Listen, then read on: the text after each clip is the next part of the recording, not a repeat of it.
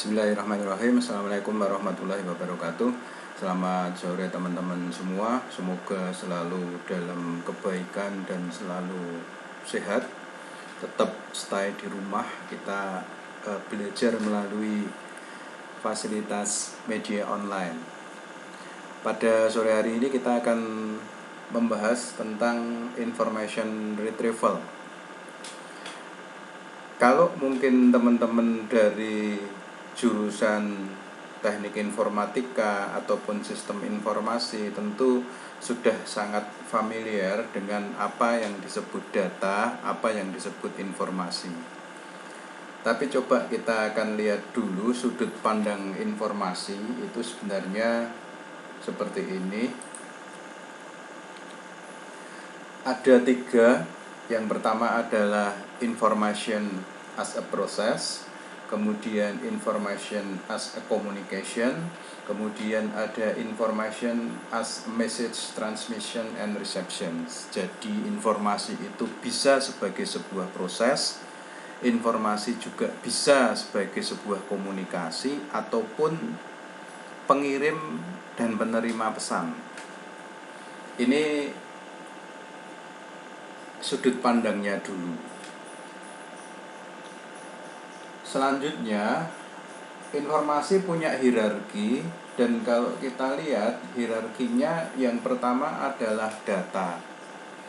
Data ini adalah the raw material of information.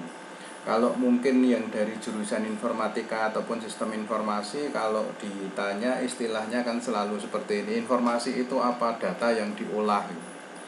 Sebenarnya untuk mengatakan data yang diolah maksudnya sih mengerti ya. Jadi data yang melalui sebuah proses sedemikian rupa gitu, terus kemudian menjadi sebuah informasi di mana informasi itu memberikan nilai tambah bagi penggunanya.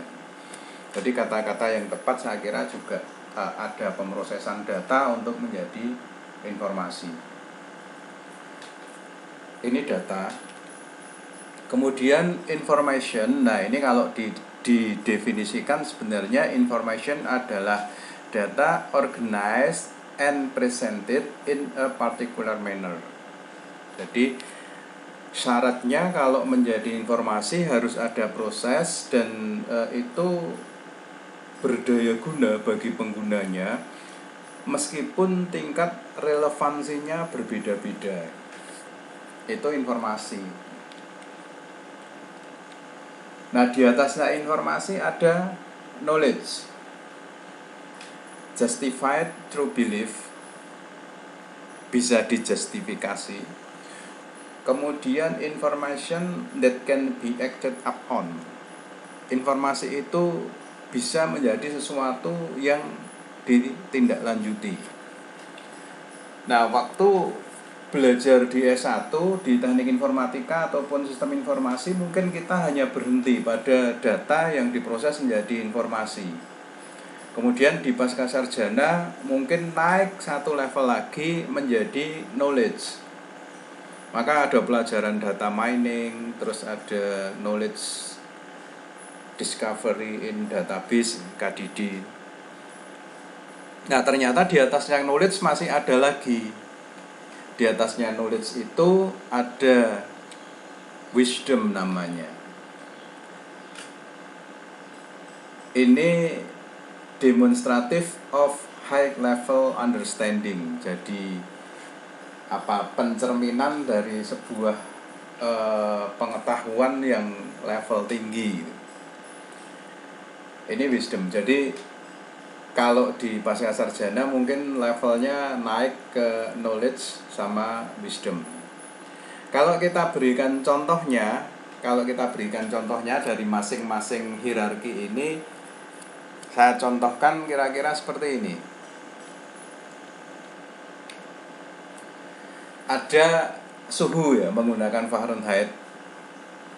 Ada catatan suhu 98,6 sampai di atas 100 gitu. Ini adalah data. Kalau didefinisikan kan data itu adalah catatan dari sebuah kejadian ataupun peristiwa, atau catatan dari sebuah fakta, kejadian yang terlihat, itu jadi data. Nah, ini contohnya data. Lalu kalau menjadi informasi sudah jadi seperti ini. Ini ada dicontohkan temperatur suhu badan per jam. Nah, ini sudah jadi informasi, sudah bukan data lagi. Jadi suhu badan Anda setiap jam itu ternyata naik turun dan lain sebagainya. Ini informasi. Lalu knowledge-nya yang bagaimana? Nah, ini knowledge-nya. If you have a temperature above 100 Fahrenheit, you most likely have a fever. Jadi dari suhu badan per jam itu akan menjadi sebuah pengetahuan ketika kita melihat suhu badan kita ternyata di atas 100 derajat. Nah, pengetahuannya apa? Mungkin Anda demam atau mungkin Anda sakit gitu. Makanya tren sekarang kan diukur suhunya nih. Kalau suhunya di atas atau hampir sama dengan 38 karena pakai Celsius gitu, Anda harus dikarantina karena akan jadi ODP atau bahkan PDB. Nah, itu sebenarnya sebuah knowledge gitu. Nah, di atasnya knowledge tadi ada wisdom. Nah, wisdom itu akan ngomong, ya kalau kamu merasa tidak enak karena kamu demam, ya silahkan ke dokter. Ini wisdomnya. Tadi ingat kalau di wisdom itu adalah representasi dari sebuah pengetahuan pada level tinggi. Jadi ini ada pengetahuan, terus kok saya demam, terus karena demonstratifnya adalah ya sudah saya tak ke dokter untuk memeriksakan ada apa dengan badan saya. Ini knowledge dan wisdom. Kemudian apa sebenarnya information retrieval ini dan kenapa sangat penting gitu. Sebenarnya ini sudah lama. Jadi information retrieval ini concern with the problem of the effective and efficient transfer of shared information between human generator and human users. Jadi konsentrasi kepada permasalahan efektif dan efisiensi dari transfer informasi, baik dari sisi generatornya yang membuat ataupun yang menerimanya. Jadi yang perlu Anda ingat, ini disiplin ilmu ini mempelajari masalah-masalah tentang efektivitas dan efisiensi dalam transfer informasi. Kalau dilanjutkan lagi nanti dalam sebuah pencarian dokumen, maka akan berbicara yang namanya relevansi. Jadi efektif dan efisien itu nanti muaranya adalah kepada relevansi. Kalau saya membutuhkan informasi tentang recommender system, maka ya yang ditampilkan, yang diberikan ke saya itu adalah semua dokumen yang mempunyai keterkaitan dengan recommender system. Nah, semakin itu menukik, itu semakin baik karena yang kita cari berarti pas.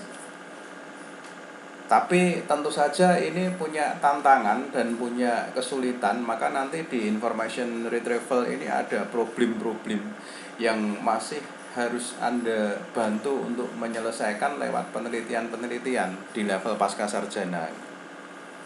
Tapi kata kuncinya adalah concern terhadap permasalahan efektif dan efisien dalam transfer informasi.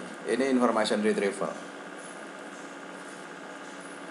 Lalu kalau kita lihat goalnya dari ketika kita mencari sebuah informasi, itu goalnya adalah find documents relevant to an information need from a large document set. Jadi dari dokumen yang sangat banyak itu saya membutuhkan dokumen yang memang ada relevansinya.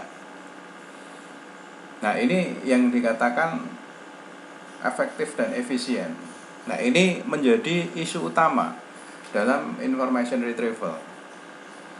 Ada banyak faktor yang nanti akan kita lihat dan akan Anda jawab dan Anda selesaikan pada kuis setelah Anda mengikuti video ini. Saya contohkan ini saya contohkan kalau membuat gambar yang berbeda ya. Jadi kalau yang di atas itu mungkin adalah seorang diplomat ataupun birokrat lalu membutuhkan informasi. Si birokrat ini melakukan query ke information retrieval system, kemudian diteruskan ke set of document, lalu dikembalikan. Ternyata hasil dari query atau hasil dari pertanyaan ini jawabannya tidak sesuai, malah sesuainya untuk pemburu. Ini juga kita sangat sering mengalami ketika kita menggunakan mesin pencari data lalu mencari sesuatu, justru malah kadang-kadang kita ini kok malah ketemu di sini, kemarin saya nyari-nyari dengan kata kunci yang kemarin malah nggak ketemu, tapi dengan kata kunci ini ternyata malah ketemu. Nah, ini sudah ada problem lagi. Nah, ini isu utamanya. Isu utamanya adalah masalah goal, relevansi. Kemudian pendekatan yang mungkin Anda lakukan ini adalah string matching ataupun indexing. Teknologi yang terbarunya adalah dengan sistem indexing. Kalau string matching ataupun linear search ini dia punya kelemahan, mungkin akan lambat ataupun sulit untuk dikembangkan, untuk diimprovisasi. Tetapi kalau tidak mengalami out of vocabulary, artinya kalau benar-benar di situ ada, itu kan berarti match, maka langsung ketemu gitu. Cuma selalu ada lebih dan kurangnya. Tapi karena string matching ini punya kekurangan, maka kemudian dikembangkan dengan model indexing. Nah, ini makanya dalam ilmu basis data juga ada teori tentang indexing ini. Indexing ini karakteristiknya adalah cepat dan fleksibel. Cuma ada kelemahan juga bagaimana kita melakukan indexing yang indeks itu benar-benar merepresentasikan dokumen yang diindeks. Ini juga tantangan tersendiri. Tapi overall indexing yang dikembangkan untuk saat ini.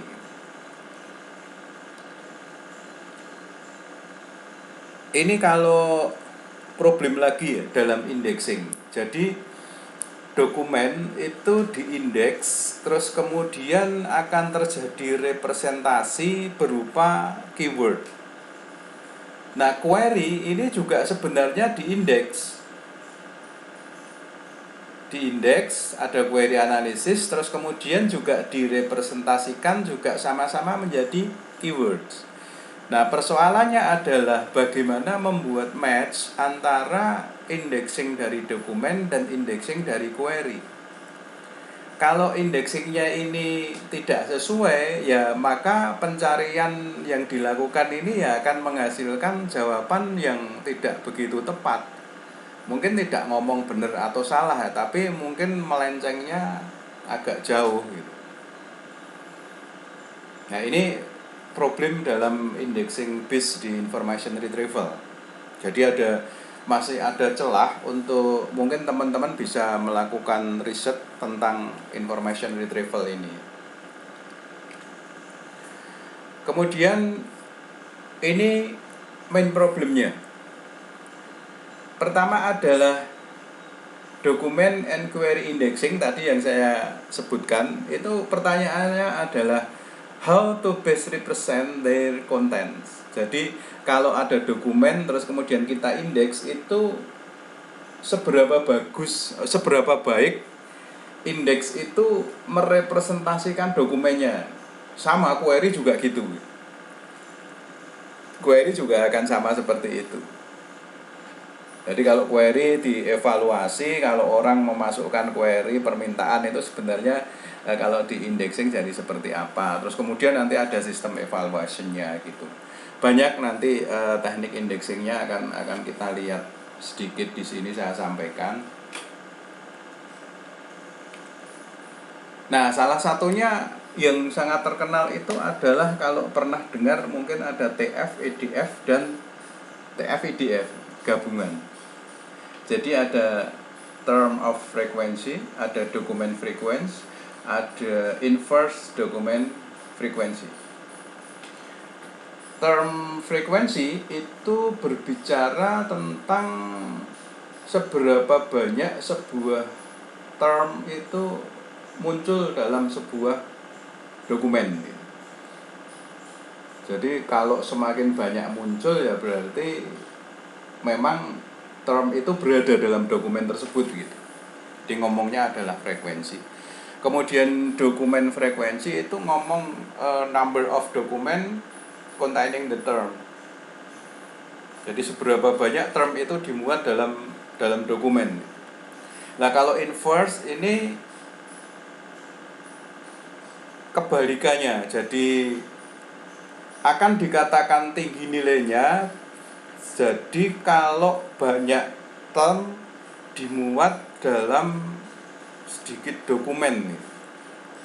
Jadi semakin dimuat dalam sedikit dokumen kan berarti kan gampang ditemukan. Kalau misalnya kita ngomong misalnya bola itu akan ditemukan. Kalau konteksnya kita ngomong bola itu adalah sebuah alat untuk berolahraga, maka dokumen yang memuat mestinya adalah peralatan olahraga itu sendiri. Terus kemudian mungkin nanti masuk ke permainan sepak bola. Nah, ini kalau nanti sangat luas, bola itu kok masuk dalam dunia biologi misalnya karena ada bola mata. Lalu masuk ke ilmu alam ya, ada bola dunia. Semakin itu di banyak dokumen berarti kalau kita mencari kata bola ini akan semakin biasnya tinggi. Tapi kalau kita mencarinya itu katanya itu menukik dan hanya berada dalam sedikit dokumen, maka ini dikatakan relevansinya lebih tinggi. Nah, ini problem yang tadi itu, bagaimana indexing itu bisa merepresentasikan dokumen dan merepresentasikan kata kunci. Ada banyak ambigu di situ. Apalagi di dalam bahasa Indonesia, seperti saya contohkan tadi, kata bola itu bukan hanya untuk olahraga. Mungkin bisa sepak bola, mungkin bisa bola mata, mungkin bisa bola dunia, ataupun bola-bola yang lain lagi gitu. Sehingga representasinya harus ngomong bola yang untuk olahraga itu. Makanya kadang kata kunci harus detail itu alasannya karena untuk membatasi supaya pencarian di dalam dokumennya itu semakin sedikit, tidak meluas kemana-mana. Nah, ini yang sering dilakukan untuk pembobotan teks. Jadi mungkin teman-teman kalau masuk ke ranah nanti natural language processing, ini akan banyak menemui TF dan IDF ini untuk pembobotan teks ini. Nah, kemudian dibutuhkan yang namanya data preprocessing. Data preprocessing itu banyak sih langkahnya. Kalau di dalam natural language processing atau NLP itu ada mulai dari case folding, terus kemudian tokenizing, terus kemudian filtering, terus kemudian stemming gitu. Baru data itu siap untuk dianalisis. Nah, di dalam filtering itu ada salah satunya namanya stop word. Stop word ini menghilangkan kata-kata yang kata-kata itu tidak begitu mempunyai arti ketika dia berdiri sendiri. Kalau dalam bahasa Indonesia ya di, ke, yang, banyak itu sudah masuk dalam stop word. Kalau Anda menggunakan stemmingnya sastrawi misalnya, di situ sudah ada stop wordnya bahasa Indonesia. Kalau dalam bahasa Inggris juga misalnya off, in, on, itu otomatis dia akan masuk dalam stop word. Artinya apa? Kalau misalnya saya mengetikkan kata kunci bola yang warnanya membiru misalnya, maka ketika di pre-processing kena stop word, itu berarti ya bola yangnya dihilangkan, kemudian warnanya membiru, cuma gitu aja, yangnya hilang. Lalu setelah stop word ini masih ada proses lagi namanya stemming. Stemming ini mengembalikan turunan kata menjadi kata dasarnya. Kalau tadi saya ngomong bola yang warnanya membiru, kalau di token jadi bola warnanya membiru. Kemudian kalau di stemming jadi bola warna biru.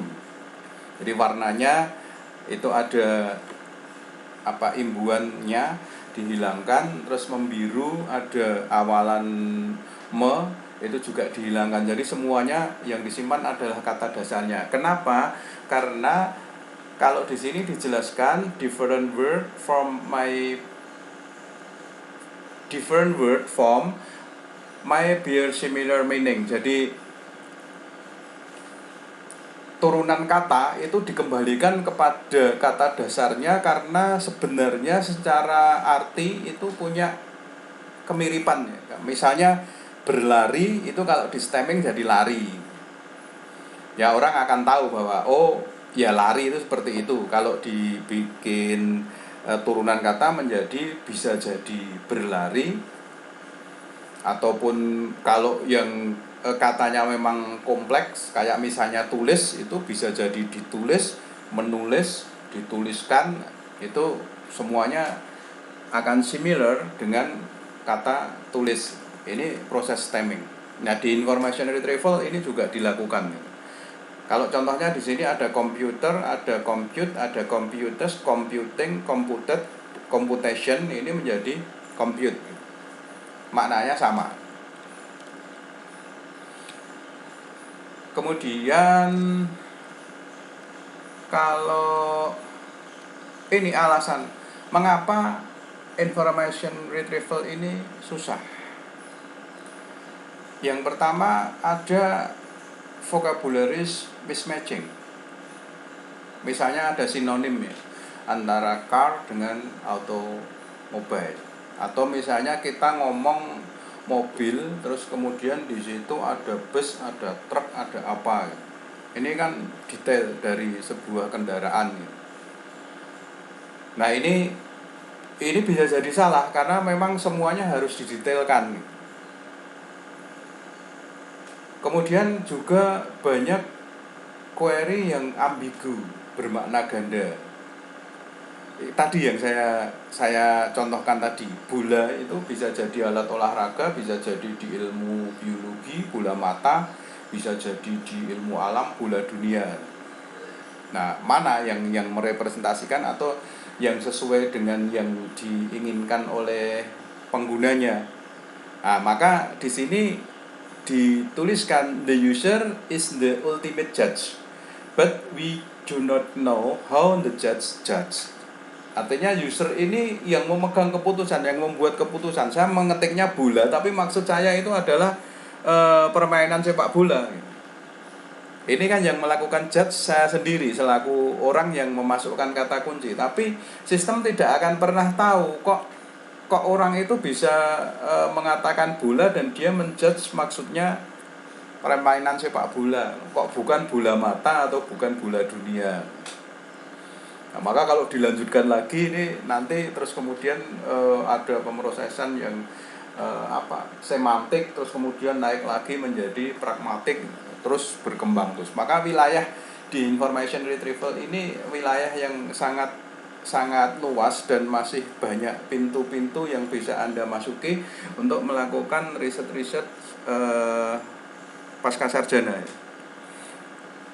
Entah pada pemrosesan teks ataupun entah yang lainnya, tapi sangat banyak peluang untuk bisa dilakukan riset di sini. Ini contoh divisualkan, masih sama problemnya. Jadi kalau ada pencari informasi, terus kemudian ada penyedia informasi atau penulisnya, itu si penyedia informasinya itu juga punya konsep, si pencari informasinya juga punya konsep. Jadi si penyedia informasi itu menyediakan dokumen term, kemudian si pencari informasi adalah membuat query term. Maka pertanyaannya adalah bagaimana antara query terms dan dokumen terms ini bisa terhubung. Ini sama seperti ketika kita berbicara tentang usability, kita ngomong tentang mental model antara si pembuat sistem dan si pengguna sistem. Kalau mental modelnya tidak nyambung, maka si pengguna sistem akan ngomong, susah banget dipakai sistemnya. Nah, kalau dalam konteks information retrieval, ketika ini tidak nyambung, maka si pencari informasi akan ngomong, saya mencari ini kok yang keluar ini, saya mencari B yang keluar malah X misalnya. Ini kan berarti ada something wrong antara query terms dengan document terms. Kalau dilihat lebih detail lagi adalah pada representasi indeks tadi. Bagaimana sebuah indeks bisa merepresentasikan sebuah dokumen dan bagaimana sebuah query diindeks dan merepresentasikan apa yang dicari. Masih banyak PR bisa Anda kerjakan. Selamat belajar untuk masuk di dunia yang mungkin masih sangat luas tentang information retrieval. Oke, saya akhiri sampai di sini. Semoga bermanfaat. Kemudian saya sudah membuat kuis untuk pendalaman materi. Silahkan dikerjakan setelah Anda menonton video saya ini. Ada kurang dan lebihnya saya mohon maaf. Saya akhiri. Assalamualaikum warahmatullahi wabarakatuh.